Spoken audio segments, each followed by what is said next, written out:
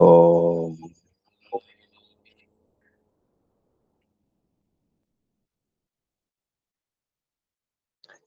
ओम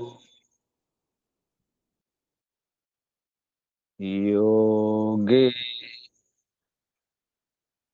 योगे तवस्तरम वाजे वाजे हवामहे सखा इंद्रमोतये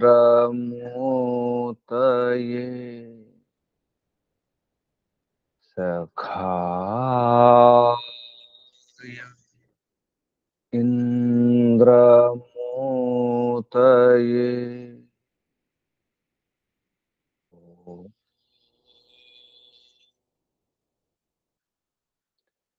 हिरण्मयेन पात्रेण सत्यस्य पिहितं मुखम् यो सावादित्ये पुरुषः सो सावहम् ॐ खं ब्रह्म ॐ खं ब्रह्म ॐ वायुरनिलममृतमथेदम् भस्मान्तं शरीरम् ॐ क्रतो स्मर क्लिबे स्मर कृतं स्मर ॐ क्रतो स्मर क्लिबे स्मर कृतं स्मर ॐ ईशावास्यमिदं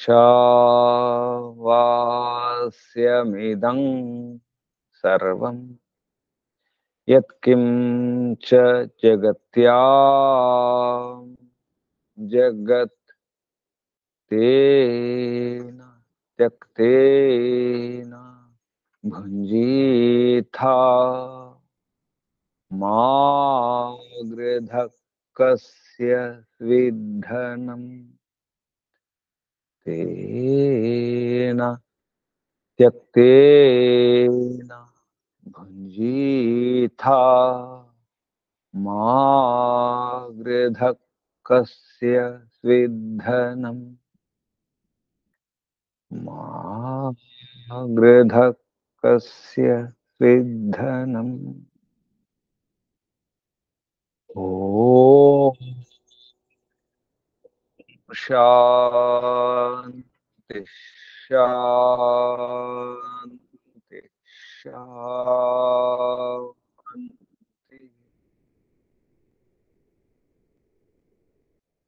ॐ परमपिता परमात्मा ॐ ॐ रक्षका ॐ सर्वरक्षका ॐ सदा रक्षका सर्वदा रक्षका सत्य रक्षका नित्य रक्षका सर्वत्र रक्षका ओम ओम सर्वधा रक्षका सर्वथा रक्षका ओम शाश्वत रक्षका परम रक्षका विश्व रक्षका जगद रक्षका ओम शाश्वत माता शाश्वत पिता ओम सर्व पिता सर्व माता विश्वपिता विश्वमाता जगत्पिता जगन्माता जगदांबा जगज्जननी ओम जगतपति विश्वपति ओम ओम शाश्वत भ्राता दाता विधाता शाश्वत बंधु मित्र सखा शाश्वत गुरु आचार्य शाश्वत स्वामी शाश्वत राजा राजाधिराजा सराट विराट ब्रह्मराट विश्वराट ओम शाश्वत न्यायाधीश ओम सदाधारा विश्वाधारा सर्वदाधारा जगदाधारा ओम ईश्वरा परमेश्वरा सर्वेश्वरा ईशा परेशा सर्वेशा ओम सर्वांतर्यामिन सर्वभूतांतरात्मा सर्वव्यापका सर्वशक्तिमान निराकार न्यायकारी दयालु अजर अमर अभय अनुपम सर्वाधार सृष्टिकर्ता धर्ता हर्ता पालनकर्ता प्रलयकर्ता ओम प्रभु ओम विभु ओम स्वयंभू ओम शंभु ओम भू ओम भुवः ओम स्वः ओम भूर्भुवः स्वः प्राणाधार प्राणदाता प्राणपति प्राणेश्वर जीवनेश्वर जीवनदाता जन्मदाता सर्व दुख विनाशक सकल क्लेश नाशक संकट मोचक समस्त अशांति नाशक ओम सच्चिदानंद स्वरूप अनंत आनंद घन आनंददाता आनंदकर सुखकर सुखदायक आत्मदा बलदा ज्ञानदा सर्वदा हर्षदा मोक्षदा ओम ओम ओम ओम को వందనాలు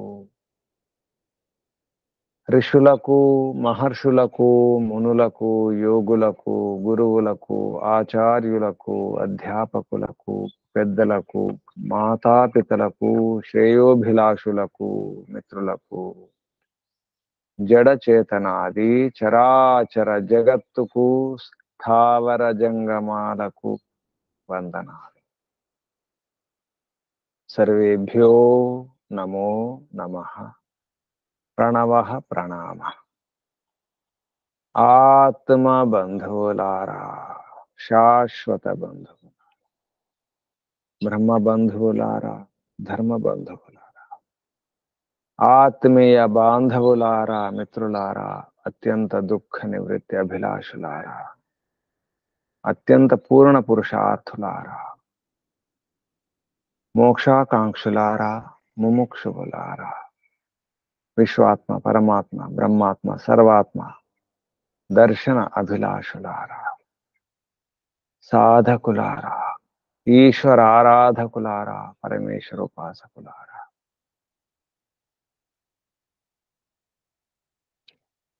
నేను బాగుంటే చాలు నా కడుపు నిండితే చాలు నేను సుఖంగా ఉంటే చాలు లేదంటే నా పిల్లలు నా కుటుంబం బాగుంటే చాలు నా ఇల్లు బాగుంటే చాలు నా ఊళ్ళు బాగుంటే చాలు అనుకుంటాను మనం అలా అనుకుంటే మన వారికి అది సీమితం పరిధి గీసుకుంటాం ఆ పరిధిలోనే ఉంటాం ఇంతవరకు ఉంటే చాలు కొందరు అనుకుంటారు నేనే కాదు నా చుట్టూన్న వారు బాగుండాలి మా ఊరి వారు అందరూ బాగుండాలి మా రాష్ట్రం వారు మా దేశం వారు బాగుండాలి లేదా ప్రపంచమంతా బాగుండాలి ప్రపంచమే కాదు విశ్వమంతా బాగుండాలి ఇది సమష్టి వ్యష్టి సమష్టి వ్యక్తి సంపూర్ణం సమూహం సమాజమంతా దేశమంతా మానవులంతా మానవ సమాజమంతా విశ్వ ప్రాణి అంతా ప్రాణులన్నీ బాగుండాలి విశ్వప్రాణి ప్రేమ విశ్వమానవ ప్రేమ విశ్వ ప్రేమ అందరూ బాగుండాలి అప్పుడే అందరూ బాగుంటారు నేను మాత్రం బాగుండాలి నా కడుపు మాత్రం నిండాలి నేనే సుఖంగా ఉండాలి నా వరకు నేనే ఆలోచించుకోవాలి ఆరంభం అక్కడే ముందు నా నుండే నేనే బాగుండాలి కానీ ఇంకా దాటాలి, ఇంకా వ్యాపించాలి, విస్తరించాలి.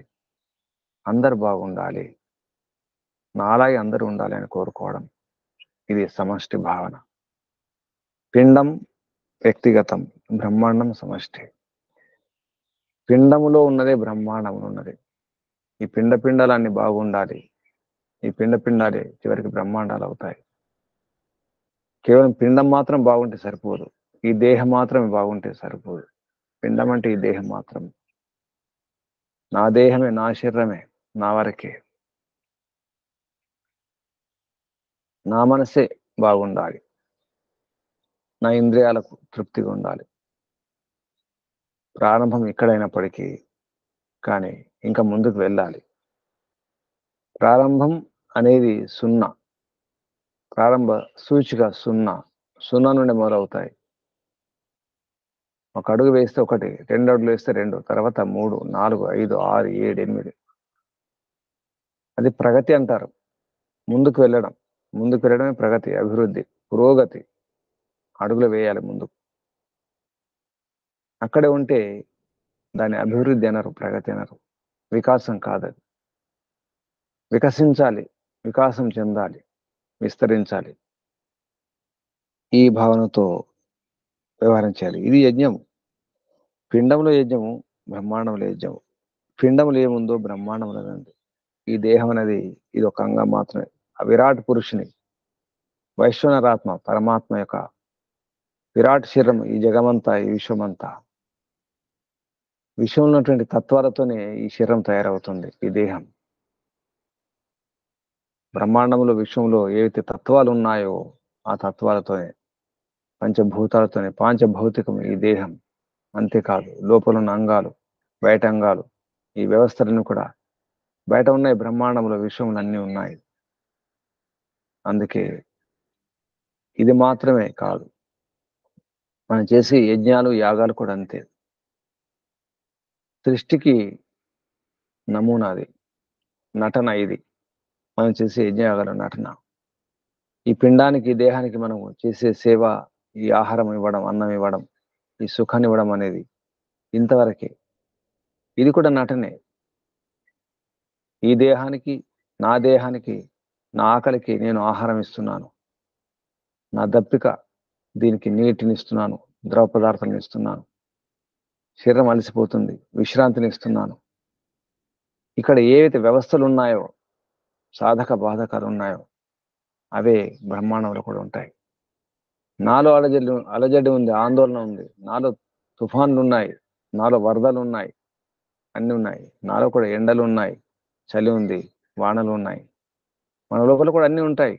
బయట వానలాగే, చలిలాగే, ఎండలాగే, వరదల్లాగే, ఉప్పెనలాగే, అగ్ని పర్వతాల్లాగే మనలో కూడా అగ్ని పర్వతాలు ఉన్నాయి. మనలో సముద్రాలు ఉన్నాయి. సముద్ర అలల్లాగే మన లోపల కూడా అలలు ఉన్నాయి, ఆలోచనల అలలు. ఇది సంక్షిప్త రూపం. బ్రహ్మాండం యొక్క సంక్షిప్త రూపమే ఈ దేహం, ఈ పిండం. రెంటికి పోల్చి చెప్పడం జరుగుతుంది. అందుకే యజ్ఞయాగాలు చేసే వ్యవహారం అంతా ఈ దేహంతో చేస్తున్నాం. ఈ దేహంలో ఉన్నటువంటి వ్యవహారాలను కూడా బయట, ఈ దేహానికి మనం చేసే వ్యవహారం అంతా కూడా, ఇది కూడా యజ్ఞమే. ఈ దేహమే కాదు, ఇంటికి కూడా చేసేదంతా యజ్ఞమే. ఇంటికే కాదు, సమాజానికి, దేశానికి చేసేది కూడా యజ్ఞమే. పరోపకారం అంతా కూడా యజ్ఞమే. మంచి పనులను కూడా యజ్ఞమే. శ్రేష్టమైన కర్మలను కూడా యజ్ఞమే. అని వ్యక్తి తన కొరకు కాకుండా, తన స్వార్థం కాకుండా, పరార్థం కొరకు కూడా చేయాలి. సోపకారం మాత్రమే కాదు, పరోపకారం కూడా అవసరం. ఆ విషయాన్ని ఇక్కడ ఉపదేశిస్తున్నారు. అశ్వపతి మిగతా జిజ్ఞాసులకు, సాధకులకు ఉపదేశించిన తర్వాత మీరు ఒక్కొక్క అంగాన్ని విడివిడిగా చూసినారు. అంగం కాదు, సమిష్టిగా చూడండి. పరమాత్మ యొక్క రూపాన్ని సమిష్టిగా చూడాలి. భాగాలుగా, ఖండాలుగా చూడడం కాదు. ఒక ప్రదేశం కాదు, మనం ఉన్న ప్రదేశం బాగుండాలి. ఈ ప్రదేశం కాదు, అంతా బాగుండాలి. అంతటా విస్తరించినటువంటి, సర్వత్రా వ్యాపించి ఉన్నటువంటి ఆ వైశ్వనర ఆత్మను, పరమాత్మను అర్థం చేసుకుని ఆ పరమపిత పరమాత్మకు ఏ విధంగా మనం ఉపాసిస్తున్నామో ఆ విధంగానే ఈ శరీరం ఉన్నటువంటి ఈ పరమాత్మను కూడా, పరమాత్మ బయటే కాదు, మన లోపల కూడా ఉన్నాడు. వైశ్వనరాత్మ విశ్వాత్మ, ఆ బ్రహ్మాత్మ మన లోపల కూడా అంతరాత్మ అయి ఉన్నాడు. సర్వభూతాంతరాత్మ, ఆ సర్వాత్మ పరమాత్మ నాలో కూడా ఉన్నాడు. ఇక్కడ కూడా ఆహుతి ఇవ్వాలి. బయట యజ్ఞ యాగాల్లో ఆహుతి వేయడమే కాదు, మన దేహానికి కూడా ఆహుతి ఇవ్వాలి. ఆ ప్రతి ముద్ద, తీసుకున్న ముద్ద కూడా అది ఆహుతియే. దానికి కూడా మంత్రాలు చెప్పడం జరిగింది.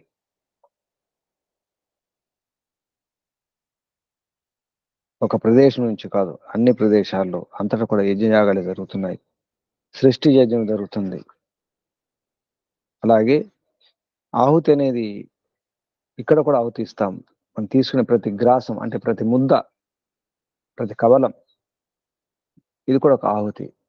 అంత పవిత్రంగా యజ్ఞం యాగం చేస్తే, భక్తి చేసినప్పుడు, పూజ చేసినప్పుడు ఎంత శ్రద్ధతో, భక్తిగా, నిష్ఠతో, శుద్ధంగా ఉంటామో అదే విధంగా మనం తీసుకున్న ఆహారం కూడా అటువంటిది. అంత శుద్ధంగా తయారు చేయాలి. శుద్ధమైనటువంటి ఆ భావనతోనే ఆహారం తీసుకోవాలి. ఆ ముద్ద నోట్లు పెట్టుకోవాలి. దాన్ని కూడా మంత్రాలు చెప్పడం జరిగింది. ఓం ప్రాణాయ స్వాహ, ఓం ప్రాణాయ స్వాహ, ఓం వ్యానాయ స్వాహ, ఓం అపానాయ స్వాహ, ఓం సమానాయ స్వాహ, ఓం ఉదానాయ స్వాహ.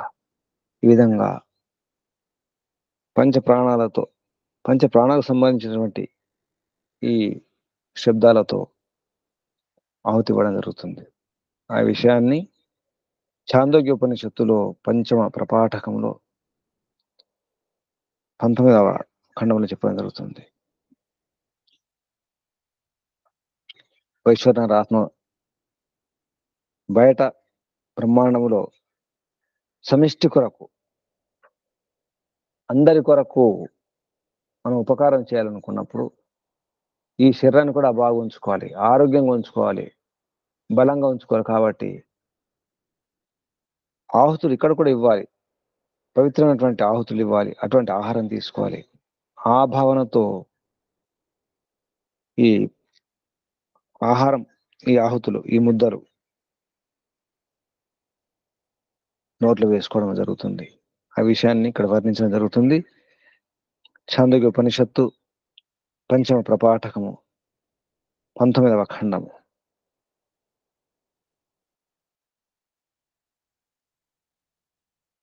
ఇందులో ఉపాసకుడు భోజనం చేసేటప్పుడు మొదటి ముద్ద యజ్ఞాహుతి అనుకుని భోజనం చేసేటప్పుడు ముఖంలో వేసుకునే ముందు, నోట్లో వేసుకునే ముందు ఆ ముద్దను పట్టుకొని దాన్ని చూసి, ఇది నాకు బలాన్ని ఇచ్చేటువంటి ఆహారం, ఈ ముద్ద నాకు ప్రాణశక్తిని పెంచుతుంది, జీవనశక్తిని పెంచుతుంది, నా ప్రాణాలను కాపాడుతుంది, ఈ దేహంలో నన్ను ఉన్నటువంటి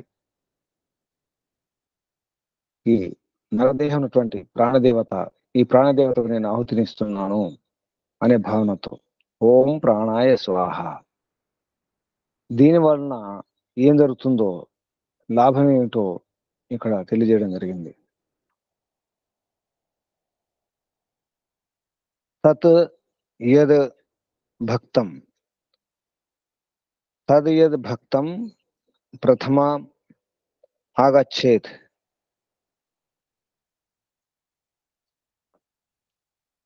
ప్రథమం ఆగచ్చేత్ తద్ హోమీయం సహ ప్రథమాం ఆహుతిం జుహుయాత్ అని ప్రారంభించడం జరిగింది.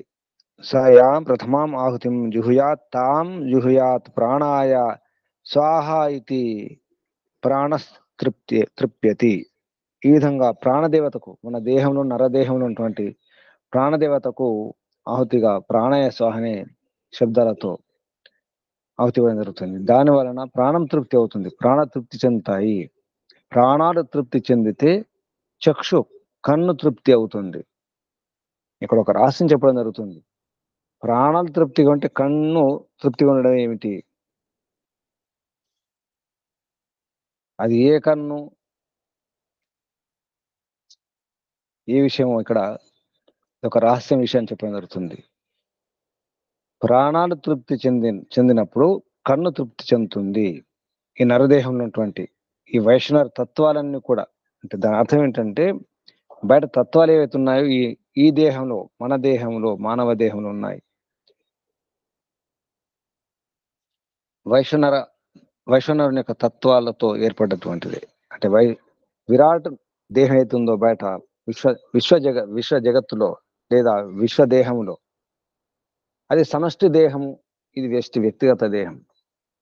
మనం సాంఖ్య దర్శనంలో సృష్టి క్రమాన్ని గమనిస్తే అక్కడ మహాతత్వం, దాన్ని బుద్ధి అన్నారు, తర్వాత అహంకారం అన్నారు. బుద్ధి వలన అంటే బుద్ధితత్వం నుండి అహంకారం, బుద్ధితత్వం యొక్క స్థూల రూపం, ఇంకా స్థూలం అహంకారం, అహంకారం దాని స్థూలం ఇంద్రియాలు, మనసు, తన్మాత్రల యొక్క స్థూల రూపం పంచ మహాభూతాలు. అక్కడ కూడా ఇంద్రియాలు ఉన్నాయి, మనస్సు, అహంకారం, బుద్ధి ఇవన్నీ కనిపిస్తాయి. అటువైపు తన్మాత్రలు, పంచమహాభూతాలు. తన్మాత్ర పంచమహాభూతాలు బయట జగత్తులో కనిపిస్తాయి మనకు. జగత్తు నిర్మాణానికి, సృష్టి నిర్మాణానికి అటువైపు వెళితే ఆ అహంకారం నుండే మనకు ఇంద్రియాలు, మనస్సు వస్తాయి. అక్కడ ఇంద్రియాలు, మనస్సు, అహంకారం, బుద్ధి అన్నాం. అలాగే శరీరం కూడా, అది విరాట్ శరీరం అయితే ఇది మన శరీరం. ఇది చిన్నది, అది పెద్దది అంతే. అది విశ్వ శరీరం, ఇది వ్యక్తి శరీరం. విశ్వంలో కూడా మనస్సు ఉంటుంది, అది విశ్వ మనస్సు. విశ్వం కూడా బుద్ధి ఉంటుంది, విశ్వ బుద్ధి. అవి కేంద్రాలు. ఏ విధంగా అయితే నిధుల్లో ఈ భూమిలో బంగారం ఉంటుందో, ఆ బంగారంతో మనం నగలు, ఆభరణాలు చేసుకుంటాం. మన వద్ద ఉన్న బంగారం మాత్రమే బంగారం కాదు, భూమిలో ఇంకా బంగారం ఉంది. బంగారం యొక్క తత్వం భూమిలో ఉంది, అంతటా ఉంది. అలాగే నాకున్న మనస్సే మనస్సు కాదు. అన్ని ప్రాణులకు మనసు ఉంటుంది. నాకే కాదు, ఆడవారిలో మనసు ఉంటుంది, మగవారిలో మనసు ఉంటుంది, పిల్లల్లో మనసు ఉంటుంది, అందరికీ మనసు ఉంటుంది. ఈ మనసును అన్నిటికీ కేంద్ర మనసు ఒకటి ఉంటుంది, విశ్వ మనస్సు, వైశ్విక మనస్సు. ఆ మనస్సుకు ఇవన్నీ కూడా జోడింపబడి ఉంటాయి, అది కేంద్రం. అలాగే బుద్ధి, నాకున్నది మాత్రం బుద్ధి కాదు, అందరికీ బుద్ధి ఉంటుంది. ఈ బుద్ధులన్నిటికీ ఒక కేంద్ర బుద్ధి ఉంటుంది, అది విశ్వబుద్ధి, వైశ్విక బుద్ధి. సృష్టి నిర్మాణ క్రమంలో వచ్చినటువంటి ప్రాకృతిక బుద్ధి. మనకున్నది వ్యక్తిగత బుద్ధి, ఆ బుద్ధికి ఇది అంశం, భాగం. అలాగే విశ్వపురుషుని యొక్క పరమాత్మ యొక్క శరీరం ఈ విశ్వమంతా అనుకుంటే, విరాట్ శరీరం అనుకుంటే, మనకున్న శరీరాలు, ఇతర ప్రాణుల శరీరాలు, ఈ దేహాలన్నీ కూడా దానికి సంబంధం. అది కేంద్ర శరీరం. ఇది కూడా కేంద్ర శరీరం ఉంది, విశ్వ శరీరం. ఆ విశ్వ శరీరం ఉన్న తత్వాలన్నీ కూడా మనలో ఉంటాయి. మనలో ఏ తత్వాలు ఉన్నాయో ఆ తత్వాలు కూడా అక్కడ ఉంటాయి. మన మీద ఉన్న బంగారంలో ఏ తత్వం ఉంటుందో, బయట భూమిలో ఉన్నటువంటి ఆ నిధుల్లో ఉన్నటువంటి ఇతర బంగారం కూడా, ఆ బంగారం కూడా ఇతరులు వేసుకున్నటువంటి నగల్లో ఉన్నటువంటి బంగారం, ఆ తత్వం మన దగ్గర ఉన్నటువంటి బంగారం తత్వం ఒకటే. మన ఊర్లో ఉన్న నీరు, మన ఇంట్లో ఉన్న నీరు, బయట ఉన్న నీరు, దాని తత్వం ఒకటే. ఇక్కడున్న ఆకాశం, బయట ఉన్న ఆకాశం, ఇతర దేశాల్లో ఉన్న ఆకాశం ఒకటే ఆకాశం. అలా అర్థం చేసుకుంటే ఈ ప్రదేశం ఉన్నటువంటి ఈ చోటు, ఈ స్థలం అటువంటిది బయట. ఇక్కడున్న భూమి, ఈ మట్టి, బయట ఉన్న మట్టి తత్వం ఒకటే ఉంటుంది. ఈ అగ్ని, బయట ఉన్న అగ్ని తత్వం ఒకటే ఉంటుంది. ఈ గాలి, బయట ఉన్న గాలి, ఇంకెక్కడున్న గాలి తత్వం ఒకటే ఉంటుంది. ఇలా అర్థం చేసుకుంటే నా శరీరంలో ఏముందో ఇతర శరీరాలు కూడా అదే ఉంటుంది. నా మనసులో ఏముందో ఇతరుల మనసులో కూడా అదే ఉంటుంది, అవే ఉంటాయి. కామ, క్రోధ, లోభం, మోహ, ఈర్ష్య, ద్వేషాలు అవే ఉంటాయి, ఎక్కువ తక్కువ అంతే. నా శరీరంలో ఏమున్నాయి, ఎన్ని ఎముకలు ఉన్నాయి, అన్ని ఎముకలు ఇతర శరీరాల్లో ఉంటాయి, ఇతర నరదేహంలో. నాకు 2 కళ్ళు ఉన్నాయి, ఇతరులకు కూడా 2 కళ్ళు ఉంటాయి. నాకులాగే ముక్కు కానీ, చెవులు కానీ, నరాలు కానీ, గుండె కానీ, మూత్రపిండాలు కానీ, ఊపిరితిత్తులు కానీ, లోపలి వ్యవస్థలు, బయట వ్యవస్థలు అన్ని కూడా అలాగే ఉంటాయి. బయట వేరు వేరే కనిపిస్తుంది, రంగు వేరు కావచ్చు, పొడుగు పొట్టి కావచ్చు, ఆడమ కావచ్చు, కానీ లోపల అంతే. లోపల ఏ దేహమైనా అంతే. కొన్ని అంగాల అవయవాలు అటు ఇటు ఉండొచ్చు, కానీ తత్వాలు మాత్రం అవి ఉంటాయి. నా శరీరమైనా, ఎవరి శరీరమైనా కొంచెం అటు ఇటు, ఇతర ప్రాణుల యొక్క శరీరం కూడా అంతే, కొంచెం అటు ఇటు ఉండొచ్చు కాక. ఇది గమనిస్తే కేవలం నా దేహమే బాగుండాలి, నేనే బాగుండాలి, నా ఒళ్ళే బాగుండాలి, నా ఇల్లే బాగుండాలి, నా మనసే బాగుండాలి కాదు. అందరి మనసులు బాగుండాలి, అందరి శరీరాలు బాగుండాలి, అందరి ఇండ్లు బాగుండాలి, అందరి పిల్లలు బాగుండాలి, విశ్వమంతా బాగుండాలి, ప్రపంచం అంతా బాగుండాలి అనే భావన కలగాలి. దాని కొరకే మనం తీసుకునేటువంటి ఆహారం కూడా కేవలం నేను మాత్రమే తింటే సరిపోదు, అందరు తినాలి. నాకు ఆకలి వేస్తుంది, నా శరీరానికి అవసరం. అలాగే ఇతరులకు కూడా శరీరాలు ఉన్నాయి, వారికి ఆకలి వేస్తుంది, వారికి ఆకలి వేసినప్పుడు వారికి కూడా ఆహారం అవసరం అనే భావన రావాలి. నేను తింటున్నాను ప్రాణాయ స్వాహని, నా ప్రాణం బాగుంటే కాదు, నా ప్రాణం బాగుంటే కాదు, ప్రాణాలు తృప్తి చెందాలి, నా ప్రాణాలు కాదు ఇతర ప్రాణాలు కూడా. దానివలన లాభం ఏమిటి చెప్పడం జరుగుతుంది. చక్షు కన్ను తృప్తి చెందుతుంది. ఈ నరదేహం ఉన్నటువంటి ఈ వైష్ణవ తత్వాలన్నీ కూడా ఆ తత్వాలతో ఏర్పడినటువంటి ఈ పిండం బ్రహ్మాండం యొక్క అంశము కాబట్టి, పిండములో ఈ చక్షు తృప్తి చెందినప్పుడు బ్రహ్మాండంలో సూర్యుడు తృప్తి చెందుతాడు. మనం ఇక్కడ భోజనం చేస్తున్నాం, ప్రాణాయ స్వాహ అంటున్నాం, దానివల్ల మన ప్రాణాలు తృప్తి చెందినప్పుడు మన కన్ను తృప్తి చెందుతుంది. ఆ తృప్తి వలన బ్రహ్మాండం ఉన్నటువంటి సూర్యుడు తృప్తి చెందుతాడు అంటున్నాడు. మన కంటికి సూర్యునికి సంబంధం ఉంది కదా, సూర్యుడే బ్రహ్మాండం. ఆ విరాట్ పురుషుని యొక్క విరాట్ దేహానికి సూర్యుడు కన్ను కదా. ఆ కంటి యొక్క తత్వమే ఆ చక్షు అన్నారు. విశ్వం యొక్క చక్షు, విశ్వ నేత్రం అది. సూర్యుడు విశ్వనేత్రం అయితే మనకు కూడా నేత్రాలు, కన్నులు ఉన్నాయి. ఈ కంటికి సూర్యునికి సంబంధం. సూర్యునిలో ఏ తత్వాలు ఉన్నాయో మన కంటిలో అవే తత్వాలు ఉన్నాయి. కాబట్టి నా కన్ను బాగుంది, నా కన్ను తృప్తిగా ఉంది, ఆరోగ్యంగా ఉంది కాబట్టి అలాగే సూర్యుడు కూడా ఆరోగ్యంగా ఉండాలి. సూర్యుడు విశ్వ కన్ను కాబట్టి, విశ్వనేత్రం కాబట్టి బ్రహ్మాండంలో సూర్యుడు తృప్తి చెందాలి. దానికి మన ప్రాణాలకు సంబంధం ఏమిటి?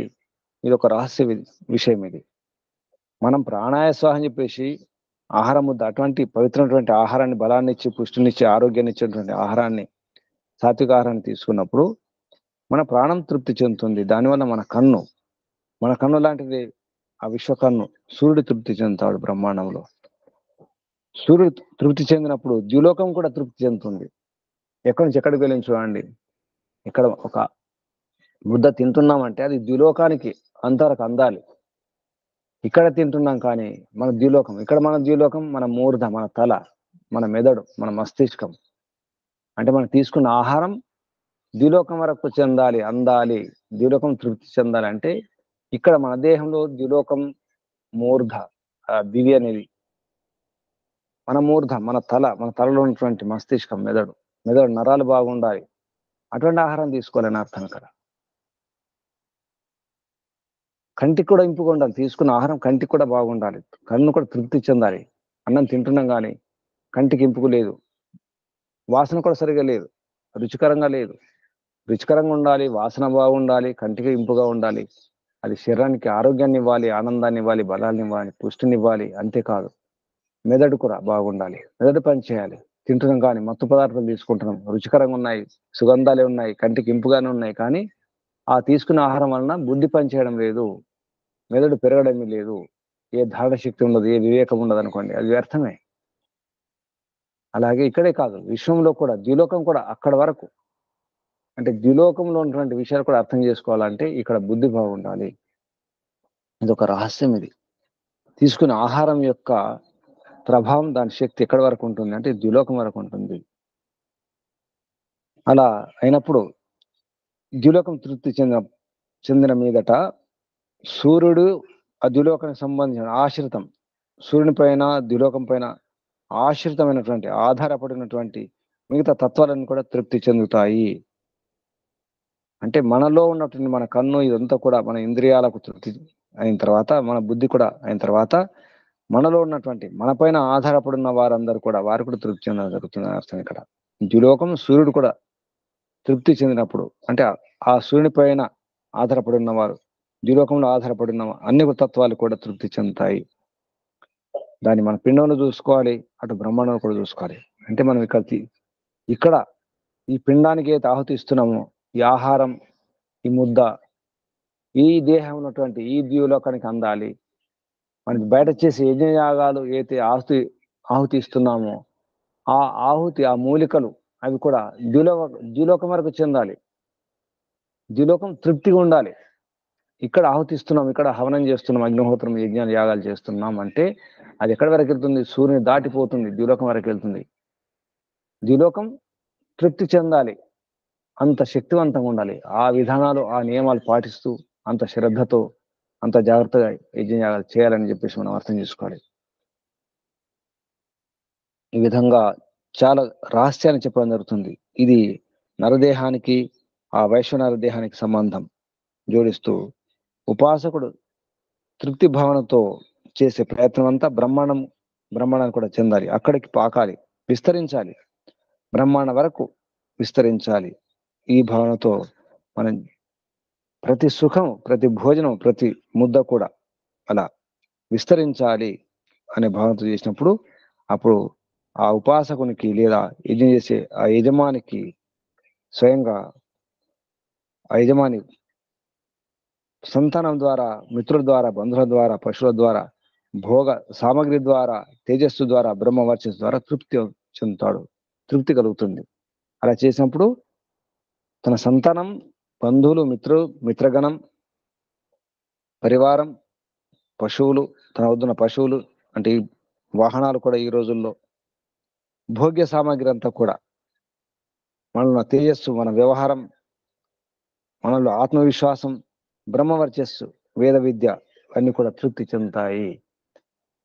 వాటికి అవి తృప్తి చెందవు. ఆ రకంగా వ్యవహారం చేయాలని అర్థం ఇక్కడ. అది ప్రాణాయ స్వాహ అని ఒక ముద్దను నోట్లో పెట్టుకొని చేయడం వల్ల ఇంత లాభం ఉంది. అంటే మనం తీసుకున్నటువంటి ప్రతిదీ కూడా ఆహారం కావచ్చు, లేదా విజ్ఞానం కావచ్చు, అధ్యయనం చేస్తున్నాం, ప్రవచనాలు వింటున్నాం, సత్సంగం చేస్తున్నాం, ఎన్నో విషయాలు కూడా మనం తీసుకుంటున్నాం. వాటిని అలాగే చూసుకోవాలి, అటువంటి భావన ఉండాలి. కేవలం నా వరకు మాత్రమే, నేను మాత్రమే, నా కడుపు మాత్రమే నిండాలి, నేనే బాగుండాలి అంటే కాదు. విశ్వమంతా బాగుండాలి. వ్యష్టి కాదు, సమష్టి కూడా. వ్యష్టికి సమష్టికి సంబంధం ఉంది. వ్యక్తి మాత్రమే కాదు, మనం సమాజంలో ఉన్నాం, సమూహంలో ఉన్నాం. ఈ సమూహం, ఈ ఇల్లు మాత్రమే కాదు, ఈ పరివారం మాత్రమే కాదు, ఈ ఊరు మాత్రమే కాదు, ఈ జిల్లా, ఈ రాష్ట్రం మాత్రమే కాదు, ఈ దేశం మాత్రమే కాదు, ఈ ఖండం మాత్రమే కాదు, ఈ భూగోళం ఉన్నటువంటి మనుషులు, కేవలం మనుషులు మాత్రమే కాదు, ఇతర ప్రాణులు కూడా, ఇతర దేహాల్లో శరీరాలు ఉన్నటువంటి అన్ని ప్రాణులు కూడా, క్రిములు, కీటకాలు, పక్షులు, వృక్షాలు అన్ని కూడా, మన సాధు జంతువులు, పెంపుడు జంతువులు, క్రూర మృగాలు కూడా సృష్టికి సహకరిస్తాయి. పాములు కూడా, ఈగలు, దోమలు కూడా, నల్లులు కూడా, చేపలు కూడా, తాబేళ్లు, కప్పలు, పులులు, సింహాలు కూడా సహకరిస్తున్నాయి. వనరాజులు, మృగరాజులు వనాన్ని కాపాడడానికి, సమతూకం చేయడానికి ఈ ప్రకృతిలో ఉన్నటువంటి విషయాలన్నీ కూడా అన్ని సహకరిస్తున్నాయి. కానీ మానవుడు మాత్రం సహకరించడం లేదు. సహకారం తీసుకుంటున్నాడు, తన స్వార్థానికి ఉపయోగించుకుంటున్నాడు, అందులో పడిపోతున్నాడు, తాను తవ్వుకున్న గుంతలోని పడిపోతున్నాడు. అర్థం చేసుకోవడం లేదు. తాను ఎక్కి కూర్చున్న కొమ్మని నరుక్కుంటున్నాడు, తన పాదాలను తానే నరుక్కుంటున్నాడు, అర్థం కాక. ఇది ప్రాణాయ స్వాహ. తర్వాత 20వ ఖండంలో ఛాందోగ్య ఉపనిషత్తు పంచమ ప్రపాఠకము 5వ ప్రపాఠకంలో 20వ ఖండంలో వ్యానాయ స్వాహ అనే శబ్దాలతో ఈ శబ్దాలు ఉచ్చరించి మరొక ముద్ద, రెండవ గ్రాసం యజ్ఞ భావనతో ఈ నరదేహానికి ఆహుతి ఇవ్వడం. నరదేహం ఉన్నటువంటి వ్యానదేవతకు ఆహుతి, నేను వ్యానదేవతకు ఆహుతి ఇస్తున్నాననే భావనతో రెండవ ముద్ద. దీనివల్ల వ్యానము, మన దేహంలో పంచ ప్రాణాలు ఉంటాయి, ప్రాణాపాన వ్యాన సమాన ఉదాన అని చెప్పేసి. ఇప్పుడు వ్యానం తృప్తి చెందితే శ్రోత్రం, చెవి, కర్ణేంద్రియం తృప్తి చెందుతుంది. పిండంలో ఈ శ్రోత్రేంద్రియం తృప్తి చెందినప్పుడు బ్రహ్మాండం ఉన్నటువంటి చంద్రుడు తృప్తి చెందడం జరుగుతుంది. చంద్రునికి చెవికి సంబంధం ఇక్కడ. ఈ రహస్యం ఏంటో చంద్రుడు తృప్తి చెందినప్పుడు, చంద్రుడు తృప్తి చెందిన మీదట దిశలు తృప్తి చెందుతాయి.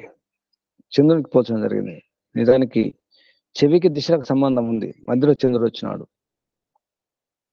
దిశలు తృప్తి చెందినప్పుడు ఆ దిశలు తర్వాత చంద్రుని పైన ఆధారపడినటువంటి మిగతా తత్వాలన్నీ కూడా తృప్తి చెందుతాయి. ఉపాసకుడు ఈ తృప్తి భావనతో ఈ పిండానికి ఎప్పుడైతే ఆహుతి ఇస్తాడో అది బ్రహ్మాండ వరకు అందాలి అనే ఉద్దేశంతో ఉండాలి. నరుని నుండి విశ్వనరుని వరకు, నరుడు విశ్వనరుడు కావాలి, విశ్వంతా బాగుండనే ఉద్దేశంతో ఆ విధంగా తృప్తి చెందినప్పుడు ఈ తృప్తి అనే భావన విస్తరించాలి. అటువంటిప్పుడు ఆ ఉపాసకుడు లేదా యజమాని తన సంతానం ద్వారా, ప్రజల ద్వారా, బంధువుల ద్వారా, పశువుల ద్వారా, భోగ్య సామగ్రి ద్వారా, తేజస్సు ద్వారా, బ్రహ్మ వర్చస్సు ద్వారా తృప్తి చెందుతాడు. తృప్తి జరుగుతుంది. అది చివరికి తన వ్యక్తి తృప్తి. నిజానికి అందరు బాగుండాలి అనే దాంట్లో కూడా తన తృప్తే ఉంటుంది. మనం దానం చేస్తాం, పరోపకారం చేస్తాం, మంచి పనులు చేస్తాం, ఆత్మతృప్తి కొరకే అదంతా కూడా. సరిగా గమనిస్తే మనం చేసే ప్రతి పని కూడా మంచి పనైనా చెడ్డ పనైనా, పాపమైనా పుణ్యమైనా, చివరికి నా తృప్తి కొరకు నేను చేస్తున్నాను అనే భావన ఉండాలి. బ్రహ్మాండం కోసం చేసిన, విశ్వం కోసం చేసిన, ప్రపంచం కోసం చేసిన, సమాజం కోసం చేసిన, ధర్మం కోసం చేసిన, చివరికి ఆత్మ సంతృప్తి ఉండాలి. ఆత్మ సంతుష్టియే ముఖ్యం. ఆత్మతృప్తి కొరకు ప్రయత్నం చేయాలి. దానికి బ్రహ్మవర్చస్సు, వేద విద్య ఉండాలి. అది తేజవంతంగా ఉండాలి. దానికి భోగ్య సామగ్రి ఉండాలి, సదుపాయాలు సౌకర్యాలు ఉండాలి, వసతులు ఉండాలి. అంతేకాదు వాహనాలు ఉండాలి, పశువులు, ఇక్కడ పశువులు అన్నారు, పశువుల యొక్క సహకారం కూడా ఉండాలి. అంతేకాదు ప్రజల యొక్క సహకారం కూడా ఉండాలి. ప్రజలంటే సంతానం, బంధువులు, మిత్రులు అందరూ కూడా, అందరి సహకారం ఉండాలి.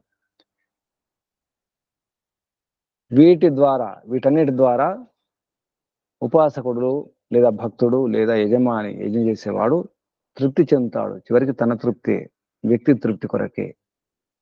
ఇక్కడ కూడా స్వార్థమే. ఈశ్వరోపాసన కూడా స్వార్థమే, సొంత అర్థమే, సొంత ప్రయోజనమే. ఆత్మ యొక్క సొంత ప్రయోజనం మోక్ష ప్రాప్తియే. అసలైనటువంటి స్వార్థం అది. మోక్షం పొందాలని, మోక్షం కొరకు ప్రయత్నం చేయడమే అసలైన స్వార్థం. ఇది వ్యానాయ స్వాహ అనే రెండవ ఆహుతి, రెండవ ముద్ద. మూడవ ముద్ద అపానాయ స్వాహ. నేను నా దేహంలో ఉన్నటువంటి అపాన దేవతకు ఈ ఆహుతినిస్తున్నాననే భావనతో ఈ ఆహుతి అపానాయ స్వాహ, ఓం అపానాయ స్వాహ. ఇవి ఆరంభములో 5 ముద్దలు పెట్టుకొని భోజనం చేసే ముందు 5 ముద్దలతో ఈ ఆహుతి ఇవ్వాలి, ఈ మంత్రాలతో, ఈ శబ్దాలతో. తర్వాత భోజనం చేసుకోవడం. ఆ భావనతో ఉండాలి మనం మాట.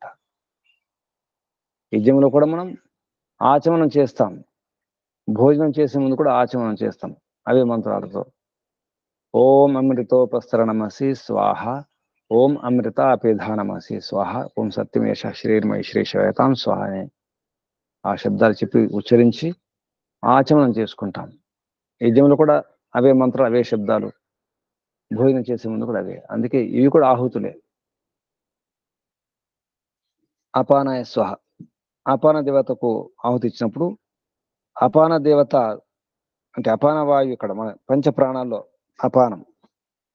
ఇవి అపాన వాయువు తృప్తి చెందినప్పుడు, అంటే అపానం యొక్క శక్తి ఏమిటో, దాని ప్రభావం ఏమిటో, అదేం పని చేస్తుందో తెలిసి ఉండాలి. ప్రాణం యొక్క పని ఏమిటి, ప్యానం యొక్క పని ఏమిటి, అపానం యొక్క పని ఏమిటి, సమానము, ఉదానం, వాటి పనులు ఏమిటి, అవి ఎక్కడ పనిచేస్తే వాటి ప్రభావం ఎంతవరకు ఉంటుంది తెలిసి ఉండాలి. అవి సరిగా ఉంటే, అపానం సరిగా ఉంటే, అంటే పొట్టలో ఏ వాయువు లేకుండా ఉంటే, అపాన వాయువు తొలగించే వాయువు, నిజానికి మలమూత్రాన్ని దూరం చేసే వాయువు, చెమటను దూరం చేసే వాయువు, తొలగించే వాయువు ఇది. కాబట్టి బయట మురికిని, మలినా దూరం చేసే వాయువు తృప్తి చెందినప్పుడు పిండంలో వాణి తృప్తి చెందుతుంది. ఈ అపాన వాయువుకు వానికి సంబంధం ఏమిటో ఇది ఒక లోతైన విషయం. అపానానికి వానికి సంబంధం ఏమిటి? పొట్టలో బాగా వాయువు ఉందనుకోండి, కడుపు ఉబ్బి ఉందనుకోండి, మలబద్ధకం ఉందనుకోండి, అపన వాయువు సరిగా పనిచేయట్లేదు అనుకోండి, బయటకు వెళ్ళిపోవట్లేదు, తొలగిపోవట్లేదు, మలమంతా ఉండిపోయింది, మలబద్ధకం జరిగింది అనుకోండి, లేదా మూత్రాన్ని అలా ఆపేసుకున్నాం, మలాన్ని ఆపేసుకున్నాం, సరే విరేచన కావడం లేదు, మూత్రం ఆగిపోయింది లేదా ఆపేసుకున్నాం, అప్పుడు మన వాణి ఎలా ఉంటుందో ఒకసారి చూసుకోండి. వానికి సంబంధం ఉంటుంది, అపాన వాయువుకు వానికి సంబంధం, మన మాటకు సంబంధం ఉంటుంది. అయితే అది బ్రహ్మాండం ఉన్నటువంటి అగ్నికి సంబంధం. మన వాక్కుకు అగ్నికి సంబంధం ఉంది. అది బ్రహ్మాండంలో అగ్ని తృప్తి చెందాలి. ఇది అపానం. అపాన వాయువు సరిగా లేకపోతే ఆకలి కూడా సరిగా ఉండదు. లోపల ఉన్నట్టు దాన్ని వైశ్వనరాగ్ని అన్నారు. జఠరాగ్ని పేరు వైశ్వనరాగ్ని, ఆకలి అగ్ని. ఆకలి మందం ఇస్తే అంటే వైశ్వనరాగ్ని సరిగా పనిచేయడం లేదు, జఠరాగ్ని పనిచేయడం లేదు అర్థం. అందుకే అపాన వాయువు సరిగా ఉండాలి. అపానం తృప్తిగా ఉన్నప్పుడు పిండంలో వాని బాగుంటుంది, బ్రహ్మాండంలో అగ్ని తృప్తి చెందుతుంది. అగ్ని తృప్తి చెందిన మీదట దానికి మళ్ళీ పృథ్వీకి సంబంధం. అగ్నికి ఆధారం పృథ్వీ అని చెప్పడం జరిగింది ఇంతకుముందు. అగ్ని ఇక్కడ ఆశ్రితం, అగ్ని యొక్క ఆశ్రయం ఏంటంటే అగ్ని యొక్క ఆశ్రయం పృథివీయే. కాబట్టి అగ్ని తృప్తి చెందిన మీదట ఈ పృథివీ తృప్తిగా ఉంటుంది. పృథివీ తృప్తిగా ఉన్నప్పుడు ఈ పృథివీ పైన అగ్ని పైన ఆధారపడినటువంటి అన్ని కూడా, ఆశ్రితమైనటువంటి అన్ని కూడా తత్వాలన్నీ కూడా బాగుంటాయి. బ్రహ్మాండంలో బయట మన అపానంలాగే బయట కూడా అపానం ఉంటుంది. మనలో ప్రాణంలాగే, అపానంలాగే, వ్యానంలాగే, సమానంలాగే, ఉదానంలాగే బయట కూడా ఇవన్నీ ఉంటాయి. పంచప్రాణాలు మన దేహంలో మాత్రమే కాదు, బయట కూడా ఉంటాయి, వేరు రూపంగా ఉంటాయి. ఆ విధంగా పృథివీ ఆధారం కాబట్టి పృథివీ అగ్ని రెండు తృప్తిగా ఉన్నప్పుడు బయట వాటిపైన ఆధారపడినటువంటి తత్వాలన్నీ కూడా తృప్తిగా ఉంటాయి. ఈ రకంగా ఈ ప్రకారంగా ఉపాసకుడు తృప్తి భావన పొందాలి పిండంలో. ఈ పిండం ఉన్నటువంటి ఈ తృప్తి బ్రహ్మాండ వరకు విస్తరించాలి. నాలో ఏదైతే తృప్తి జరిగిందో, దేని వలనైతే తృప్తి జరిగిందో అది బయట కూడా ఉండాలి, అందరికి అందాలని కోరుకోవాలి. నేను మంచి ఆహారం తీసుకుంటున్నాను, అందరికి మంచి ఆహారం అందాలి. నేను సుఖంగా ఉన్నాను, నేను ఆరోగ్యంగా ఉన్నాను, నాకున్నటువంటి ఆరోగ్యము, నాకున్నటువంటి సుఖం అందరికి అందాలి. సుఖాన్ని పంచాలి, ఆరోగ్యాన్ని పంచాలి, ఆనందాన్ని పంచాలి. దానికోసం ప్రయత్నం చేయాలి. ఈ విధంగా ఈ పిండానికి బ్రహ్మాండానికి సంబంధం, ఈ నరునికి ఆ విశ్వనరునికి సంబంధం, నరుని నుండి ఆ విశ్వనరుని వరకు వ్యాపించాలి, విస్తరించాలనే భావన ఉండాలి. అప్పుడు ఆ రకంగా ఉన్నప్పుడు ఆ ఉపాసకుడు, ఆ యజమాని స్వయంగా తన సంతానంతో, బంధుజనులతో, బంధుగణ మిత్రగణంతో, పశువులతో, భోగ్య సామగ్రితో, తేజస్సుతో, బ్రహ్మవర్చస్సుతో తృప్తి చెందుతాడు. చివరికి తన తృప్తే. ఓమయంత యధమా ఆత్మా జాత వేదస్తే నేధ్య స్వవర్ధస్వ చేద్ధవర్ధయ అని దాంట్లో కూడా ప్రజా పశువురు బ్రహ్మవర్చస్సేనాన్నాద్యేన సమేధయ స్వామి చెప్పేసి అంటాం. యజ్ఞం చేసేటప్పుడు కూడా అదే భావన, అదే ప్రార్థన. నిజానికి ఇప్పుడు కూడా అంతే, అదే ప్రార్థన.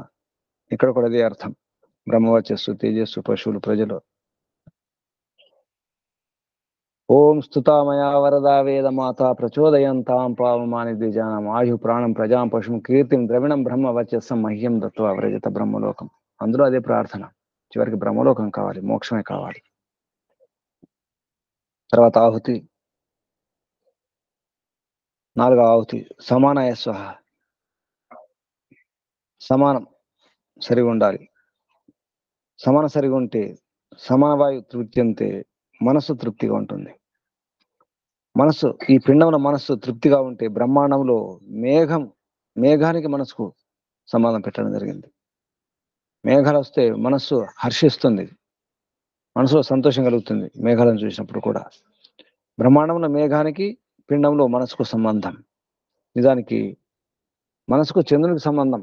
మంత్రాల ద్వారా మనకు తెలిసేది ఏంటంటే, వేద మంత్రాల్లో సూర్యచక్షు, చంద్రమ మనసుకు చంద్రునికి సంబంధం. కానీ ఇక్కడ మేఘానికి మనసుకు సంబంధం చెప్పడం జరిగింది. ఇదొక రహస్యం. మేఘం తృప్తిగా ఉన్నప్పుడు విద్యుత్తు తృప్తి చెందుతుంది. అంటే మేఘుడు వర్షించాలంటే, వర్షం రావాలంటే అక్కడ ఉరుములు మెరుపులు రావాలి. ముందు మెరుపు వస్తుంది, తర్వాత ఉరుములు వస్తాయి. మెరుపు వస్తుందంటే అక్కడ విద్యుత్ ఉన్నట్టు. మేఘాలు తృప్తి చెందినప్పుడు విద్యుత్ తృప్తిగా ఉంటుంది. అంటే మేఘాలు విద్యుత్ ద్వారా విడగొట్టబడతాయి, వర్షం వస్తుందన్నమాట. విద్యుత్తు తృప్తి చెందిన మీదట ఆ విద్యుత్తు మేఘం పైన ఆధారపడినటువంటి తత్వాలు తృప్తిగా ఉంటాయి. అంటే సరిగా ఉంటాయని అర్థం. తృప్తి అంటే సరిగా ఉంటాయి, సువ్యవస్థితంగా ఉంటాయి. ఈ రకంగా ఉపాసకుని యొక్క తృప్తి భావన అనేది ఈ పిండంలో ఉన్నటువంటి ఈ తృప్తి బ్రహ్మాండం వరకు అందాలి, నరదేహం నుండి వైశ్వనర దేహం వరకు విస్తరించాలి అనే భావన ఉండాలి. అప్పుడు స్వయంగా ఉపాసకుడు, భక్తుడు, యజమాని, యజ్ఞం చేసేవాడు తన సంతానం ద్వారా, బంధువులు, మిత్రుల ద్వారా, పశువులు, భోగ్య సామగ్రి ద్వారా, తేజస్సు ద్వారా, బ్రహ్మ వర్చస్సు ద్వారా తృప్తి చెందుతాడు. చివరికి తన తృప్తి కొరకే. తర్వాత 5వ ఆహుతి ఉదానాయ స్వాహ. ఉదాన దేవతకు ఆహుతి ఇస్తున్నాననే భావనతో 5వ ముద్ద. 5 ముద్దలు ఈ రకంగా ఆరంభంలో 5 ముద్దల వరకు ఈ వ్యవహారం అంతా చేయాలి. అదే భావనతో ఓం ప్రాణాయ స్వాహ, వ్యానాయ స్వాహ, అపానాయ స్వాహ, సమానాయ స్వాహ, ఉదానాయ స్వాహ, ఈ 5 ముద్దలు తిన్న తర్వాత అదే భావన ఉంచుకొని నిజానికి భోజనం చేసేటప్పుడు ఆ కూర ఏమిటో, అన్నం ఏమిటో ఒకసారి పరీక్షించుకొని చూసుకొని ఆ ముద్దలన్నీ తయారు చేసి పెట్టుకొని తినాలి. నిజానికి తర్వాత కళ్ళు మూసుకోవాల్సిందే. ఇక భోజనం చేసేటప్పుడు ధ్యాన స్థితిలో భోజనం చేయమని అన్నారు. మాట్లాడకుండా మౌనంగా, అటు ఇటు చూడకుండా, వారేం తింటున్నారు, వీరేమి తింటున్నారు, వారు ఎలా తింటున్నారు, వీరు ఎలా తింటున్నారు, ముందు నుంచి ఎవరు వస్తున్నారు, వెనక నుంచి ఎవరు వస్తున్నారు, ఈ భయం లేకుండా, ఏ చంచలత్వం లేకుండా, ఈ ఆందోళన లేకుండా ప్రశాంతమైనటువంటి మనస్సుతో భోజనం చేసుకోవాలని చెప్పేసి నియమాలు ఉన్నాయి. ఆరోగ్య నియమాలు, ఆయుర్వేద నియమాలు. భోజనం చేసేటప్పుడు మాట్లాడకూడదు. నిజానికి భోజనం వల్ల చూడకూడదు. ఒకసారి చూసుకోవాలి. 5 ముద్దలు కట్టి పెట్టుకోవాలి. 5 ముద్దలు ఈ రకంగా ఆవుతి ఇవ్వాలి. ఈ భావనతో చివరికి కళ్ళు మూసుకొని తినడమే. అది భోజనం చేసే విధానం. ఈ భావంతో ఉండాలి. నేను మాత్రమే కాదు, నా దేహం మాత్రమే కాదు, నా మనసు, నా కడుపు నిండడమే కాదు, అందరూ బాగుండాలి, బ్రహ్మాండం వరకు అందాలి నా వ్యవహారం, నా ప్రయత్నం. ఆ భావనతో చివరికి ఉదానాయ స్వాహ. ఇక్కడ ఉత్ అంటే పైకి ఎదగాలని ఉద్దేశం. ఉదాన వాయువు యొక్క ఉద్దేశం కూడా అదే. మన శరీరంలో పైకి లేపడానికి ఉత్ యానం, ఉదానం. ఉదానం దేవతకు ఆహుతి ఇవ్వడం జరుగుతుంది. ఆ భావనతో అప్పుడు ఉదాన వాయు తృప్తి చెందినప్పుడు ఈ శరీరంలో త్వక్ అన్నారు. సంస్కృతంలో త్వక్ అని స్పష్టంగా రాయడం జరిగింది. హిందీలో కానీ తెలుగులో కానీ ఎక్కడ వాయువు అని రాశారు, అక్కడ ముద్రణ దోషం గమనించండి. ఉదానం తృప్తి చెందినప్పుడు త్వక్, మన శరీరంలో చర్మం తృప్తి చెందుతుంది. పిండంలో ఈ త్వక్ తృప్తి చెందినప్పుడు బ్రహ్మాండంలో ఆకాశం తృప్తి చెందుతుంది. ఆకాశం తృప్తి చెందినప్పుడు వాయువు తృప్తి అవుతుంది. వాయువు, ఆకాశం రెండు తృప్తి చెందినప్పుడు వాటిపైన ఆధారపడినటువంటి తత్వాలన్నీ కూడా తృప్తిగా ఉంటాయి. ఈ రకంగా ఉపాసకుడు, యజమాని తన బంధువులతో, మిత్రులతో, సంతానంతో, స్వయంగా తన పశువులు, తన వాహనాలు, భోగ్య సామాగ్రి, తేజస్సు, బ్రహ్మవర్చస్సు ద్వారా తృప్తిగా ఉంటాడు. మనం తృప్తిగా ఉండాలంటే మనం మాత్రం తృప్తిగా ఉండలేం. చుట్టంతా దుర్గంధం ఉంచుకొని, మురికి ఉంచుకొని నేను సుగంధంలో ఉన్నాను అనుకుంటే కుదరదు. చుట్టూన్నదంతా దుర్గంధమే. దుర్గంధ భూయిష్టమైనటువంటి ప్రదేశంలో ఉండి మనం హాయిగా ఉంటున్నామంటే కుదరదు. చుట్టూ అంతా అల్లరల్లరి ఉన్నప్పుడు మనం ప్రశాంతంగా ఎలా ఉంటాం? చుట్టూ అందరు దొంగలే, అంత దుర్మార్గులే, అటువంటిప్పుడు అంత అశాంతి, చుట్టంతా అశాంతి ఉంది, మనం ప్రశాంతంగా ఎలా ఉండగలుగుతాం? కాబట్టి చుట్టూ ప్రశాంతంగా కూడా ఉండాలి, అందరూ బాగుండాలి, ఇరుగు పొరుగు బాగుండాలి, చుట్టూ ఉన్నవారు బాగుండాలి, అలా కోరుకోవాలి. వారు మాత్రమే కాదు, ఆ వీధి వారు, ఆ గల్లి వారు, ఆ ఊరి వారు, ఆ ప్రదేశం, ఆ రాష్ట్రం వారు, ఆ దేశం వారు, మొత్తం భూగోళం అంతా, ప్రపంచం అంతా బాగుండాలి. ప్రపంచం మాత్రం, ఈ భూగోళం మాత్రమే కాదు, అన్ని గోళాలు బాగుండాలి, విశ్వం అంతా బాగుండాలి, బ్రహ్మాండాలను కూడా బాగుండాలి. అంతవరకు ఆలోచించాలి. మన భావన అంతవరకు ఉండాలి. భావనతో, మనసుతో, ఆలోచనతో ఎంతవరకైనా వెళ్ళొచ్చు. బుద్ధితో ఎంతవరకైనా వెళ్ళొచ్చు, ఎంత సూక్ష్మంగానైనా వెళ్ళొచ్చు, ఎంత స్థూలంగానైనా వెళ్ళొచ్చు. ఇది భావన, భావన యొక్క మహిమ, ఇది భావన యొక్క శక్తి ప్రభావం. ఇది ఈ రకంగా మనం భోజనం చేస్తున్నాం అంటే ఆ భోజనం కేవలం ఈ శరీరం కొరకు మాత్రమే కాదు. బ్రహ్మాండంలో ఒక శరీరం ఉంది, విశ్వ శరీరం. ఆ విశ్వ శరీరం యొక్క అంశమే, భాగమే ఈ దేహం, నా దేహం. ఈ భావనతో భోజనం చేసుకోవాలి. భోజనం అంటే ఇక్కడ సుఖపడడం, అన్నం అంటే సుఖం కూడా. మనం సుఖపడుతున్నాం, సుఖిస్తున్నాం, హాయిగా ఉన్నాం అంటే కేవలం భోజనం మాత్రమే కాదు. ఎందరెందరో ఎన్నో రకాల కష్టపడితే పంట రావాలంటే రైతు ఎంతో కష్టపడుతుంటాడు. పంట రాగానే సరిపోదు, వంట కూడా ఉండాలి. వంట చేయాలంటే దానికి తంటాలు ఉంటాయి, ఎన్నో కష్టాలు ఉంటాయి. ఎంతో ప్రయత్నం చేస్తే వంట అవుతుంది. నోట్లో ముద్ద పెట్టుకుంటున్నామంటే ఎందరెందరో సహకరిస్తున్నారు, ఎందరెందరో ప్రయత్నం చేస్తే మన నోట్లో ముద్ద వస్తుంది. అలా ఈ భావనతో సుఖపడాలి. కానీ ఈ రోజుల్లో ఇవన్నీ మర్చిపోయినాం. వంట ఎలా పండుతుందో తెలియదు, వంట ఎలా అవుతుందో తెలియదు. అంతా సిద్ధంగా ఉన్నదాన్ని మనం నోట్లు పెట్టుకుంటున్నాం. దాంట్లో ఏముందో కూడా తెలియదు. హవనం చేసేటప్పుడు కూడా ఆ సమిధలు ఏమిటో, ఆ సామాగ్రి ఏమిటో, మూలికలు ఏమిటో మనకు తెలియదు. ఆ నెయ్యి ఏమిటో మనకు తెలియదు, ఎందుకంటే మనం తయారు చేసింది కాదు కాబట్టి. అంతా కల్తీ, అంతా వ్యాపారమే, అన్ని వ్యాపారమే. చివరికి భక్తి వ్యాపారమే, ఆధ్యాత్మికత వ్యాపారమే. వ్యాపారం చేస్తే కుదరదు. వ్యాపారం వలన ఈ భావన ఉండదు, ఈ సమష్టి భావన ఉండదు. అందరూ బాగున్నప్పుడు మనం బాగుంటాం. అందరి ఉన్నతిలోనే తన ఉన్నతి చూసుకోవాలి. మహర్షి దయానంద సరస్వతి గారు చెప్పినారు, అందరి ఉన్నతిలో తన ఉన్నతి చూసుకోవాలి. కేవలం నా ఉన్నతి అంటే కుదరదు, అది సాధ్యమే కాదు. అనుకున్నప్పటికీ కూడా, అలా ప్రయత్నం చేసినప్పుడు కూడా కేవలం వ్యక్తి తన ఉన్నతి మాత్రమే అనుకుంటే కానే కాదు. ఎందరెందరో సహకరిస్తే మనకు సుఖం లభిస్తుంది. అది గమనించాలి. అందుకోసం మనం కూడా ప్రయత్నం చేయాలి. అందరిలాగే మన వైపు నుంచి మనం కూడా ప్రయత్నం చేయాలి. ఈ రహస్యాన్ని తెలుసుకోవాలి. ఈ రహస్యం తెలుసుకోకుండా ఎవరైతే యజ్ఞం చేస్తారో లేదా ఆహారం తీసుకుంటారో అది వ్యర్థమైపోతుంది. నిప్పులు లేకుండా బూడిద పైన ఆహుతి ఇచ్చినట్టు ఉంటుంది అంటున్నారు. నిప్పులు లేకుండా బూడిద పైన నిప్పులను దూరం చేసేసి ఆ బూడిద పైన ఆహుతి ఇస్తే ఎలా ఉంటుంది? మండదు, ఆహుతి మండదు, అందులోంచి సుగంధం రాదు, అందులో ఆరోగ్యవంతమైనటువంటి ఆ మూలికల ప్రభావం ఉండదు. అది బూడిద, అగ్ని లేదు, మంటలు లేవు, అలా ఉంటుంది. అలాగే మన పొట్టలో కూడా ఆకలి కానప్పుడు, జఠరాగ్ని లేనప్పుడు, అగ్ని లేనప్పుడు ఆహుతి ఇస్తే, అన్నం తింటే బూడిదలో పోసినట్టే, బూడిదలో ఆహుతి ఇచ్చినట్టుగానే.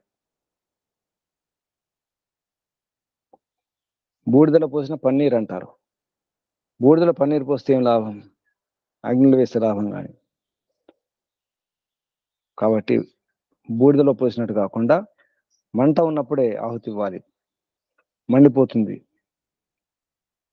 దాని యొక్క శక్తి బయటకు వస్తుంది. ఆకలి ఉన్నప్పుడే ఆహారం తీసుకోవాలి, సరిగ్గా జీర్ణం అవుతుంది. అప్పుడు ఆ ఆహారం ఉన్నటువంటి శక్తి శరీరానికి అందుతుంది, రక్తంగా మారుతుంది. అలా ప్రయత్నం చేయాలి. ఈ రహస్యాన్ని అర్థం చేసుకుని ఎవరైతే అగ్నిహోత్రం చేస్తారో, ఈ అసలు ఈ గొప్ప విషయం ఈ భావనతో అప్పుడు ఏమంటున్నారంటే, రహస్యాలు తెలుసుకునే అగ్నిహోత్రమే కాదు, వ్యవహారం కానీ, ఈ భోజనం కానీ, సుఖపడడం కానీ చేసినప్పుడు నీటితో మనం శుద్ధి చేసుకున్నట్టు ఉంటుంది. లేదా బాగా మండుతున్నటువంటి అగ్నిలో సమిధలు వేస్తే ఎలా మండుతాయి, అగ్నిలో ఆజ్యం వేస్తే ఇంకా మండుతుంది. అలా సరిగా రహస్యాన్ని తెలుసుకొని మంటలు ఉన్నప్పుడే నెయ్యి వేయాలి. ఏ మంటలు లేనప్పుడు బూడిదలో నెయ్యి వేస్తే ఏం లాభం? అగ్నిలో ఆజ్యం వేస్తే మంటలు, జ్వాలలు లేస్తాయి. ఆ విధంగా అందులో దూది వేసాం అనుకోండి, తొందరగా అంటుకుంటాయి. ఒక రకమైన గడ్డి ఉంటుంది, ఆ గడ్డి పైన తెల్లని పూలు ఉంటాయి, ఎండిపోయిన పువ్వులు. ఆ పూలు వేగన అంటుకుంటాయి అన్నమాట. అంత తొందరగా అంటుకోవాలి. ఆ రకంగా ఉండాలి. మనం వేసే ఆహుతి మంచి జ్వాల లేచిన తర్వాత, అందుకే అయంత యుద్ధమా అని చెప్పేసి 5 సార్లు ఆహుతి ఇచ్చి పంచగృహత ఆహుతి ఇచ్చిన తర్వాత ఆహుతి ప్రారంభించడం జరుగుతుంది. అది గమనించాలి. అలాగే మన శరీరంలో కూడా సరిగ్గా ఆకలి బాగున్నప్పుడు వెంటనే ఆహుతులు వేయడం జరగదు. అయంత యుద్ధమా ఆత్మ అని చెప్పేసి పంచగృహత ఆహుతులు ఇచ్చిన తర్వాత మనం మళ్ళీ జల ప్రసేచన చేస్తాం. చుట్టూ ఓం అదిత్య అనుమన్యస్వ, అనుమతి అనుమన్యస్వ, సరస్వతి అనుమన్యస్వ, ఓం దేవ సవిత ప్రసోయజ్యం ప్రసోయజ్యం ప్రతిం భగాయ దివ్యో గంధర్వ కేత పోహ కేతన్న పునాతు వాచస్పతిర్వాచం న స్వదతు అని చెప్పి చుట్టూ నీళ్లు పోస్తాం. అంటే బాగా వేడివేడిగా ఉన్నప్పుడు జల ప్రసేచన చేసినట్టుగానే మనం కూడా లోపల కొద్దిగా నీళ్లు తాగాలి తినే ముందు. అందుకే ఆచమనం చేసుకుంటాం. బాగా ఆకలి ఉన్నప్పుడు వెంటనే తినడం మంచిది కాదు. కొద్దిగా చల్లబరచాలి జఠరాగ్ని. దాని కొరకు ఆచమనం. మరి ఎక్కువ నీరు తాగకూడదు. మంటలు జ్వాలలు బాగా లేచినప్పుడు ఎక్కువ నీళ్ళు వేసినాం అనుకోండి, ఉన్న మంటలు ఆరిపోతాయి. చుట్టూ చల్లడమే జల ప్రసేచనం. ఇది ఆచమనం. దానికి దీనికి అర్థం చేసుకోవాలి. అలా ఈ తీసుకున్న ఆహారం ఇది కూడా ఆహుతి కాబట్టి మన నోరే యజ్ఞకుండం యొక్క ముఖం, మన పొట్టయే యజ్ఞకుండం. అలా ప్రయత్నం చేయాలి ఈ భావనతో. ఇది అందరికి అందాలి అనే ఉద్దేశం ఉండాలి. మనం తీసుకున్నటువంటి ఆహారం వెంటనే జీర్ణం కావడం మొదలు కావాలి. అటువంటి జీర్ణశక్తి ఉండాలి, జఠరాగ్ని అలా ఉండాలి. మంచి ఆకలి వేసినప్పుడే ఆహారం తీసుకోవాలని చెప్పేసి ఒక రాశిని కూడా అర్థం చేసుకోవాలి. ఎవరైతే ఈ రాశిని అర్థం చేసుకుంటూ స్వయంగా వారు ఆ భోజనంతో కలిగే తృప్తి చెందుతారు. ఆ భోజనం వలన కలిగే లాభం ఉపలబ్ధి జరుగుతుంది. ఇది యజ్ఞమే. కాబట్టి ఇక్కడ ఒక విషయం చెప్పడం జరిగింది. చాండాలుని కూడా భోజనం ఇవ్వాలి. అది ఉచ్ఛిష్టమైన పర్వాలేదు, ఎంగిలి భోజనం పర్వాలేదు, ఇవ్వాలి. ఎందుకంటే అందరికి ఇవ్వాలి, అందరికి భోజనం పెట్టాలి. ఉషస్థి చాక్రాయన ఆ ఋషిని చూస్తాం ఇంతకుముందు. ఎంగిలి ఉలువలు కూడా తీసుకోవడం జరిగింది. ఉలువలు లేదా మినుములు. గమనించాలి. ఒక మామటి వాడు ఉంటాడు, శనగలు తింటుంటాడు, లేదా శనగలు ఉలువలు మినుములు తింటూ ఉంటాడు. ఉషస్థి చాక్రాయన భార్యతో వెళ్తుంటాడు, ఉపవాసం ఉంటాడు, ఎంగిలి పదార్థాలు కూడా తీసుకుంటాడు ఆపద్ధర్మంగా. ఆ విధంగా ఉచ్చిష్టమైన పర్వాలేదు, ఇతరులకు భోజనం పెట్టాలి. సామాన్యంగా మనం గమనిస్తాం, కొందరు ఉదయం లేవగానే అమ్మ అన్నం అని వస్తారు. పిల్లలు బిచ్చగాళ్ళు వస్తుంటారు. ఎంగిలున్నా ఇచ్చేస్తాం. పాసిపోయింది పాత వస్తువులు, పాత పదార్థాలు కూడా ఇచ్చేస్తాం. మిగిలిపోయిన అన్నం ఇచ్చేస్తాం. కానీ భావనతో ఇవ్వాలి. అది కూడా నేను ఒక విశ్వనర ఆత్మకి ఇస్తున్నాను అనే భావన ఇవ్వాలి. నేను దానం ఇస్తున్నాను, విచ్చం ఇస్తున్నాను, అన్నం పెడుతున్నాను అని చెప్పేసి అహంకారం కాకుండా, దానివల్ల నాకు పుణ్యం వస్తుంది, నాకు పుణ్యం రావడానికి వారు సహకరిస్తున్నారనే భావనతో ఆ అన్నం పెట్టడం కానీ బిచ్చం వేయడం కానీ చేయాలి. ఇది ఒక రహస్యం. ఇది ఎప్పుడైతే పిల్లలకు ఆకలి వేసినప్పుడు అమ్మ అన్నం, అమ్మ అన్నం, అన్నం అని చెప్పేసి అమ్మ చుట్టూ తిరుగుతుంటారు. ఆకలి ఉన్నప్పుడు తల్లి చుట్టే, తల్లి ఎటు వెళ్తాటు. అలాగా అన్ని ప్రాణులు కూడా అమ్మ చుట్టూ తిరిగినట్టుగానే అన్ని ప్రాణులు, అన్ని ఆత్మలు, జీవాత్మని కూడా పరమాత్మ చుట్టూ తిరుగుతున్నాయి. పరమాత్మ ఉపాసన కొరకు అమ్మ ఆకలి, అమ్మ ఆకలి, అమ్మ అన్నం, అమ్మ అన్నం లాగే మన ఉపాసన ఉండాలి. పరమాత్మ అలా కోరుకోవాలి. ఆకలి ఆకలి, ఎందుకంటే కష్టాలు, సమస్యలు, బాధలు ఉన్నాయి, నాకు సుఖం కావాలి, మోక్షం కావాలి. మోక్షం అనే ఆకలి ఉండాలి. మోక్షం కావాలి, ఆనందం కావాలి. ఎందుకంటే ఈ యజ్ఞం అనేది సృష్టిలో అంతటా జరుగుతుంది. బయట గమనిస్తే ప్రతి ప్రాణి కూడా, ప్రతి జడ పదార్థం, సూర్యుడు, చంద్రుడు అన్ని కూడా యజ్ఞయాగాలు చేస్తున్నారు. ప్రతి అణువులో, పరమాణువులో కూడా యజ్ఞయాగాలు జరుగుతున్నాయి. మన దేహంలో కూడా, మన మస్తిష్కంలో, మన గుండె కొట్టుకోవడం, లోపల వ్యవస్థలన్నీ కూడా వాటిపైన అవి చేసుకుంటున్నాయి సక్రమంగా. మనం మర్చిపోతున్నాం. మన డ్యూటీ, మన కర్తవ్యం మనం మర్చిపోతున్నాం. దానికి ఇంధనం కావాలి, ఆహారం కావాలి. కాబట్టి ఎటువంటి ఆహారం ఇవ్వాలో చెప్పడం జరిగింది. ఇది వ్యష్టి సమష్టి యొక్క వ్యవస్థ గురించి వర్ణిస్తూ ఎన్నో రహస్యాలు చెప్పడం జరిగింది ఇందులో. ఇంకా శోధనీయ పరిశోధనీయ అంశాలు ఎన్నో ఉన్నాయి. ఎన్నో రహస్యాలు లోతు విషయాలు కూడా ఇక్కడ చెప్పడం జరిగింది. దేనికి ఏది సంబంధం, ఏది తృప్తిగా ఉంటే ఏం జరుగుతుందో కూడా చెప్పడం జరిగింది. నరదేహం నుండి వైశ్వనర దేహం వరకు ఆలోచించాలి. అది మనకే సాధ్యం, మానవులకే సాధ్యం. ఏ ప్రాణి కూడా అలా ఆలోచించడానికి వీలు లేదు, వాటికి అవకాశం లేదు. అవి భోగయోనులు మాత్రమే భోగిస్తాయి, అనుభవిస్తాయి, అంతే. మనం అంతేకాదు, మనం కూడా అనుభవిస్తాం, కానీ పుణ్యం చేసుకోవడానికి అవకాశం ఉంది, పుణ్యం పెంచుకోవడానికి అవకాశం ఉంది, మోక్షాన్ని అందుకోవడానికి అవకాశం ఉంది, అటువంటి బుద్ధి కూడా ఉంది.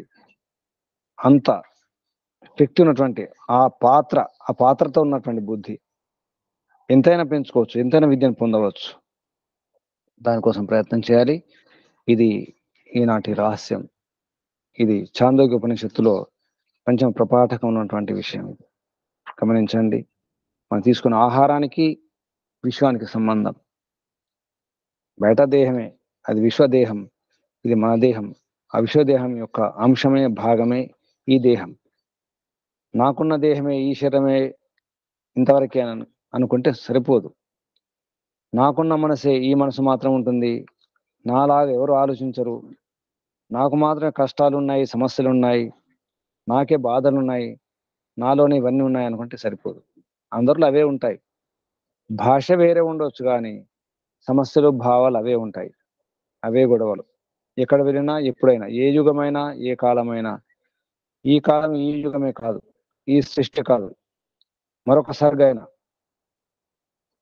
మరొక సృష్టి అయినా, మరొక ప్రళయం జరిగి మళ్ళీ సృష్టి జరిగిన అప్పుడు కూడా ఇవే సమస్యలు. అప్పుడు అంతే, ఎప్పుడైనా అంతే. అందుకే ఇప్పుడే ప్రయత్నం చేయాలి. ఇప్పుడే, ఈ క్షణమే, ఈ దినమే ప్రయత్నం చేయండి. రహస్యాన్ని అర్థం చేసుకోండి. మోక్షం పొందడానికి ప్రయత్నం చేయాలి. మంచి అవకాశం మళ్ళీ మళ్ళీ రాదు. వస్తుందో లేదో తెలియదు, నమ్మకం లేదు. తర్వాత వచ్చే జన్మ ఎటువంటి జన్మనో, ఏం జరుగుతుందో ఎవరు చెప్పలేరు. మనం ఇంకా పుణ్యం చేసుకుంటున్నాం, రోజులు వేస్తున్నాం, అన్ని చేస్తున్నాం, హవనం చేసుకుంటున్నాం, ఉపాసన చేసుకుంటున్నాం, శాకాహారం తీసుకుంటున్నాం, వేదాధ్యయనం చేస్తున్నాం, మంచి మాటలు వింటున్నాం, సత్సంగం చేస్తున్నాం, ఉపదేశాలు ఇస్తున్నాం, ప్రచారం చేస్తున్నాం. కానీ ఎన్నో మిగిలిపోయినటువంటి ఇంకా కర్మలు ఉండి ఉంటాయి. ఇది గమనించండి. ఇంకా మిగిలిన కర్మలు ఉండి ఉంటాయి. దానికోసం కూడా ప్రయత్నం చేయాలి. ఎందుకంటే కర్మఫలం అనుభవించక తప్పదు కదా. కాబట్టి వచ్చే జన్మ ఏ జన్మ చెప్పడం కష్టం. ప్రయత్నం చేయండి. శుభం. అందరికీ ధన్యవాదాలు. ఓం శం శమోం. పరంపిత పరమాత్మకు, ఋషులకు, మహర్షులకు, మునులకు, యోగులకు, గురువులకు, ఆచార్యులకు, మాతాపితలకు, పెద్దలందరికీ కూడా ధన్యవాదాలు, వందనాలు. మహర్షి దయానంద సరస్వతి గారికి, వారి గురువు గారు గురువర్య విరజానంద సరస్వతి గారికి ధన్యవాదాలు, వందనాలు, ప్రణామాలు అర్పిస్తూ, బంధువులారా మీ అందరు కూడా ధన్యవాదాలు, వందనాలు, అభినందనాలు, పరంపిత పరమాత్మ ఆశీర్వాదాలు. ఓం శాంతి. 3 సార్లు ఓంకారం చెప్పండి. కళ్ళు మూసుకోండి. శ్వాస నిండా నింపుకోండి.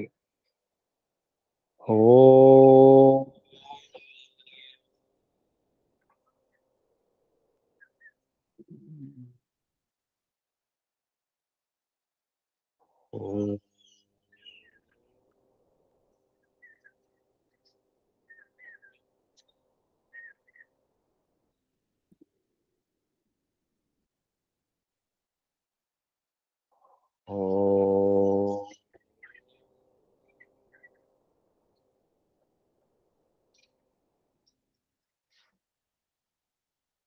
శాంతి శాంతి శాంతి.